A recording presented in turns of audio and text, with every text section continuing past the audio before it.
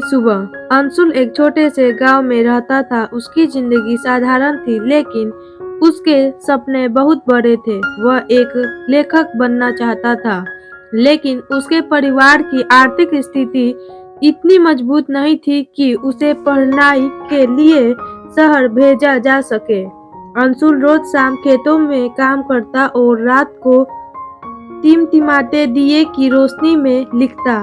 उसके पिता हमेशा कहते, बेटा खेतों में मेहनत करो, यही तुम्हारी भविष्य की आधार है। लेकिन अंशुल का दिल किताबों और कहानियों में बसता था। एक दिन गांव में एक लेखक का कार्यक्रम हुआ। अंशुल वहां पहुंचा और अपनी एक छोटी कहानी लेखक को सुनाई। लेखक उसकी कहानी सुनकर प्रभावित हुए और बोले, तुम्हारे शब्दों में गहराई है। अगर तुम मेहनत करते रहोगे तो तुम्हारा नाम जरूर होगा।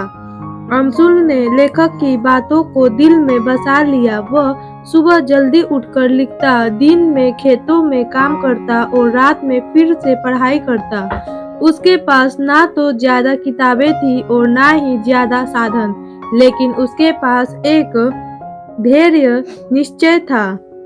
कुछ सालों की मेहनत के बाद अंशुल ने अपनी पहली किताब पूरी की। उसकी किताब को शहर के लिए एक बड़े प्रकाशक को भेजा।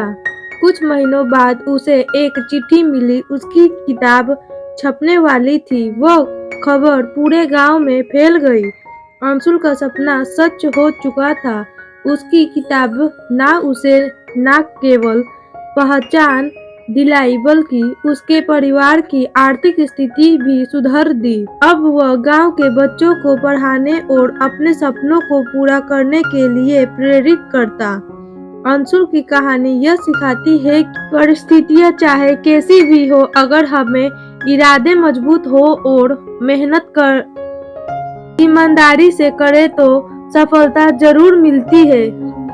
हर मुश्किल के बाद एक नई सुबह होती है, बस हमें उस सुबह तक पहुंचने का हौसला रखना चाहिए।